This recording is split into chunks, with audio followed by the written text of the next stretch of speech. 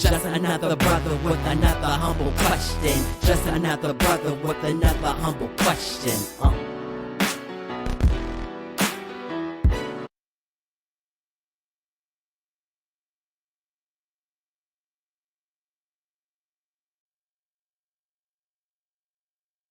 Welcome to A Brother with Questions. I am your host, B. Period.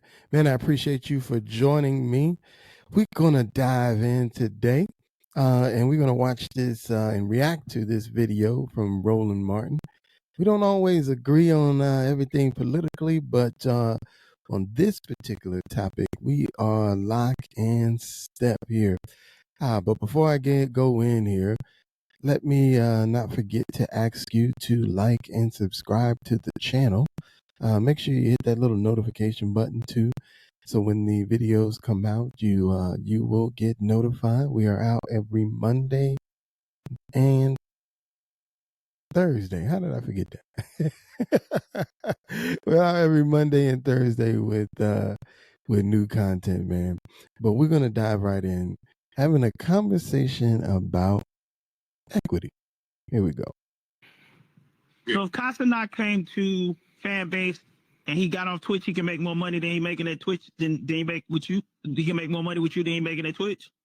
I tell you how he could. I give him equity in the company. I give him equity in it. But that's a gamble. No, it's that's not like. Want to know why it's not? Does Castanet have the ability to move people where he wants them to move? I don't know if he knows. Yes, he does. When they went to New York City, tried to get away from PlayStation, and the motherfuckers mobbed the whole shit. Okay, you're right. That's right. Okay, so Castanet said, I'm over a fan base.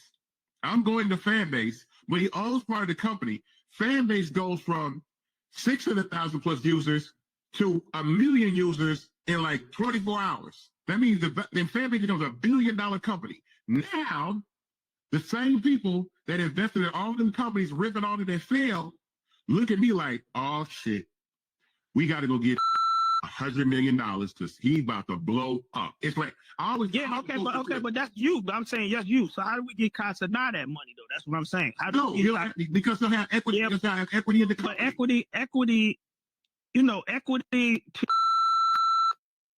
Wait. Hold on.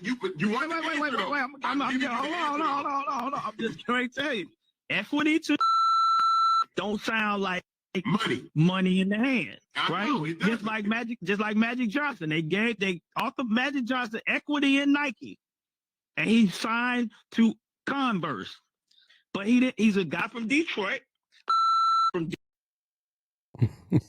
So you see, they keep bleeping out the N-word. But just for context, for those that don't know, the gentleman on top, his name is Isaac Hayes. The gentleman on the bottom, his name is Jermaine Dupri. And so Isaac Hayes has or owns a social media platform called Fanbase. So he markets it as one of the, I wouldn't say one of the first Black social media apps, but he's marketing as a unique social media app in the sense that he's trying to build something in the vein of an Instagram, a YouTube, or I would compare it, I guess, to YouTube is what he's trying to do. And so in the conversation, they're having a conversation about Castanet. So Castanet, for those that don't know him, he is a huge Twitch user, plays video games on Twitch and is huge. At this moment too, of course, he's expanded to other platforms. I know he's pretty big on TikTok as well. But what the conversation that they're having is Isaac Hayes is talking about equity. And so he's talking about Castanet coming over and starting to use Fanbase as a platform. And he's saying if he does, he can help him potentially make more money over time by coming over to Fanbase than he would just staying with Twitch. And so the play that they're discussing is equity. Okay, so equity, of course, I'm sure a lot of my users might know all this already, but for those that don't, Equity is when you own part of something. In this case, he's talking about giving Kai Cenat equity in fan base. And so by doing so, when fan base grows, of course, and in Isaac Hayes' mind, he's trying to make fan base again on the level of Instagram, Twitch, right? $45 billion company, $100 billion country, $100 billion company, right? When, in his mind, fan base grows to become that, the value of the equity that Kai Cenat could potentially get from him is going to be worth 10 times, 20 times more than the money that he would ever make by continuing to just use Twitch. And so Jermaine Dupri is arguing, black people don't understand that. Black people want money in hand. Black people want to know, so you can give me $50,000 today, right? Yeah, give me the 50. They don't understand the concept of getting nothing today, but getting the shares in this company that might be worth $100 billion 20 years from now. So that's the conversation I have.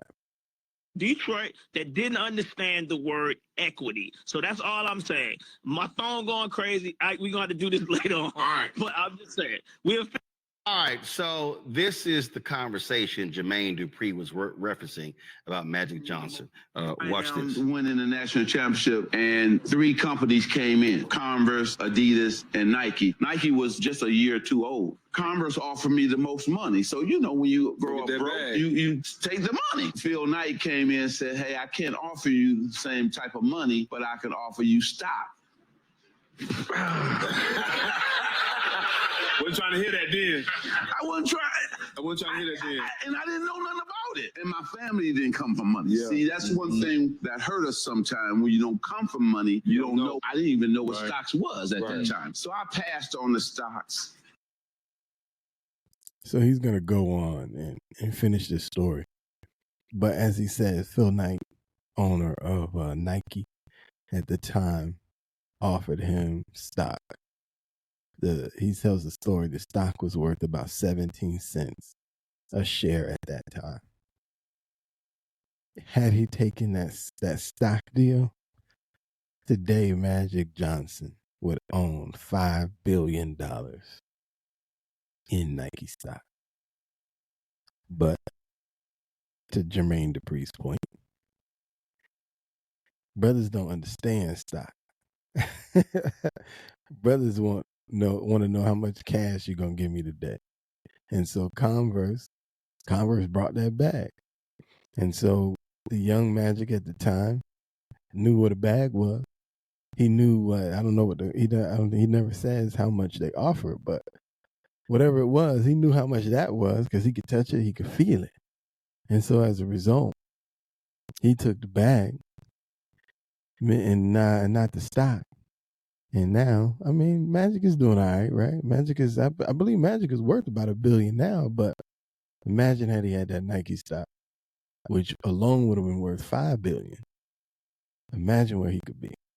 Because Magic wants to be a team owner one day. He's minority team owner in the Dodgers and the Broncos, I believe it is. But imagine had he had $5 billion. Would he be the minority owner in the Broncos? Not the Broncos. I think it's the Commanders, actually.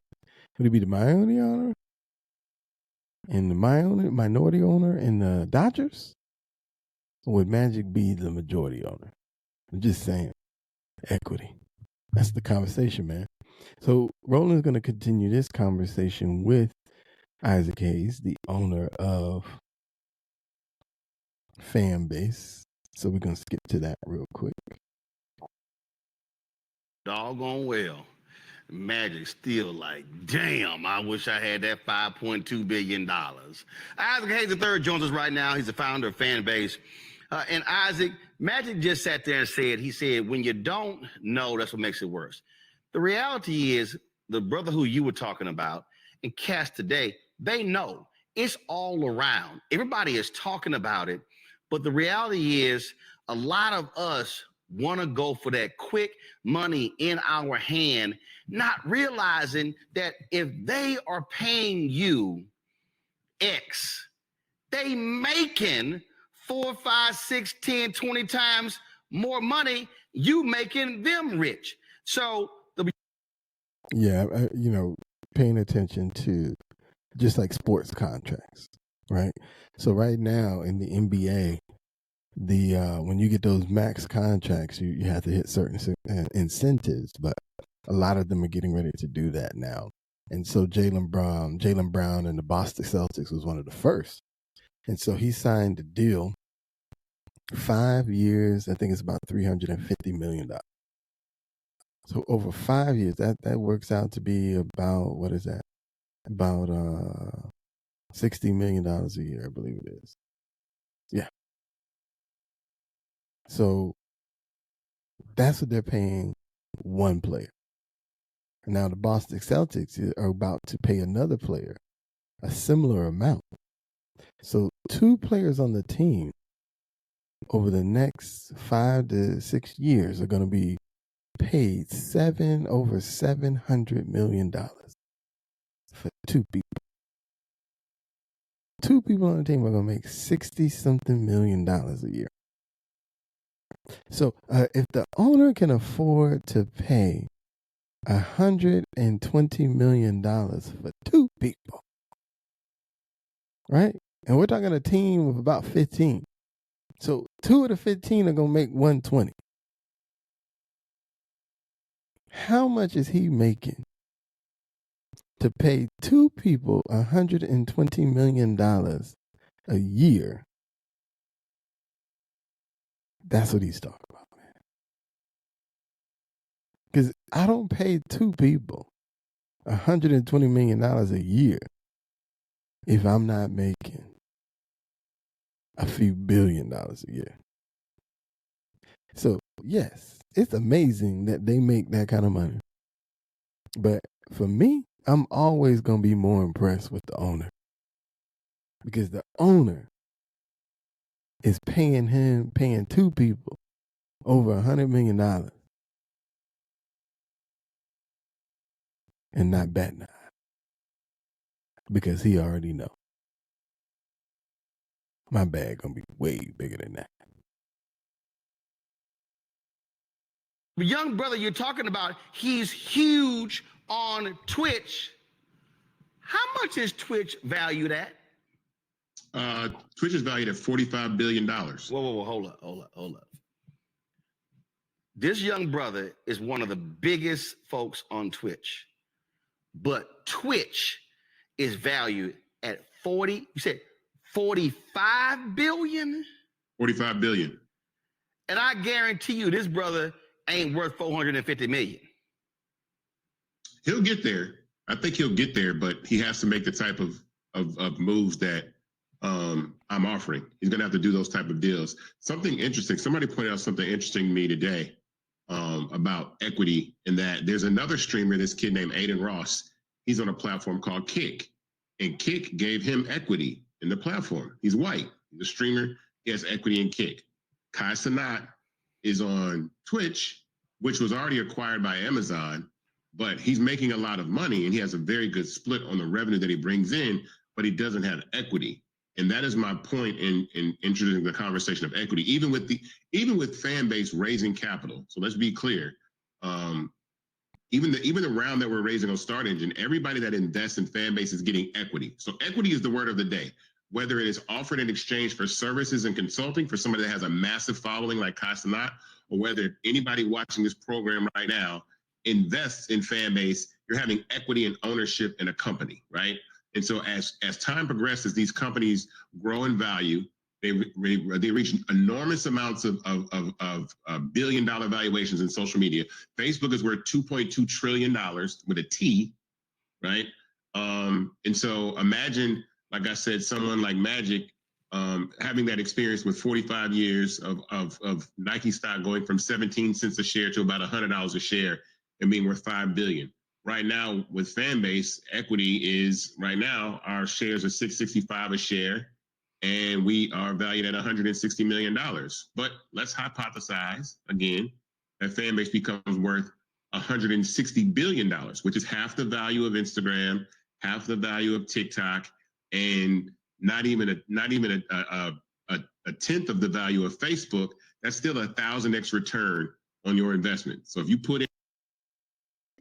All right. So that's the word of the day. I mean, he's talking about Fanbase. His goal is to use Fanbase to create the largest number of millionaires, black millionaires, at any one particular time is what his goal is. He's done his research. If you watch the rest of this interview, he's done his research, and when he talks about Robert Johnson. Robert Johnson is the gentleman who started BET, and when he sold BET to Viacom, at that time he created the largest number of black millionaires at one time. And so his goal, Isaac Hayes III, with Fanbase, is he's encouraging black people to invest in Fanbase. Right now, if you go to his Start Engine fund, capital fund that he's raising, he's got about, I think it's a little over 10,000 people who have invested in Fanbase. And so he's hoping one day to grow Fanbase, like he said, to, on the low end, let's say half of what Instagram and some of these other companies are worth. And if he can do that at the pace that he's going, he would then create the largest number of black millionaires at one particular time. And that's his goal. And he's trying to do that by teaching people about equity. And so Kai Cenat is just one example, but of course there are tons of examples of people who have platforms on other apps that if they could come to his app, he's offering equity in his app, not cash up front. He's offering equity. And so in a similar fashion, Roland tells a story later in this video that Howard Stern did a similar type deal where Howard Stern put benchmarks in his contract with SiriusXM. And every time a benchmark is reached in that contract, Howard Stern makes even more money. And so if Isaac Hayes III could partner with some black content creators to come over to his platform, he's hoping to do the same thing through equity. And as the milestones are reached, get your equity. When we get this company up to several $100 billion in valuation, we could sell this company and we're all going to be millionaires. That's the goal. Equity. And speaking to Magic's point, most young people most black people don't understand the concept of equity because equity doesn't feed my family today. And that's the challenge that they have. I got a problem today. I need to solve this problem today. Equity doesn't do that. But one of the things that we have to change our brains and our mindsets to understand is that if you don't own nothing, what are we doing? That's why home ownership is so important. Because if you own that home and one day you own it long enough, that's several 100,000, that's several million, depending on where your home is located, in equity that you have that you can tap into to do something else. If you buy a stock and that stock grows, if you invest in Fanbase and Fanbase becomes the next big tech app worth hundreds of billions of dollars, that's the equity you need to be able to take a launch pad to something else. And one of the things that we're always reminded of when it comes to the spending power of the black community, every year we're spending more than $1 trillion. I think we're almost close to $2 trillion that we're spending in goods every year. Imagine if instead of spending that on Mercedes and Louis and all these other brands that aren't feeding back into our communities that we are so concerned about, imagine we started taking that money and investing in Black businesses who invested back into the community. We can stop having conversations about what the government needs to do.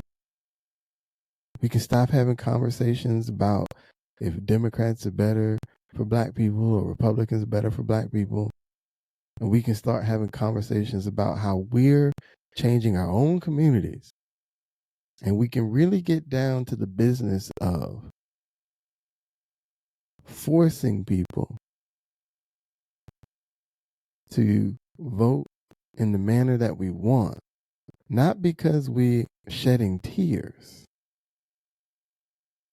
or because they feel sorry for us, but because they are trying to get access to our dollars. They're trying to get access for their campaigns. And because they know they need us for their campaign money, for their campaign finance, they're not giving you lip service anymore. They're taking real meetings because they understand my 100,000 can go to Democrat A or Republican A. Who's got the better idea for me? Because that's who's going to get that. When we can have those conversations, the community would change. And on that note, I'm B. Period, and I'm out.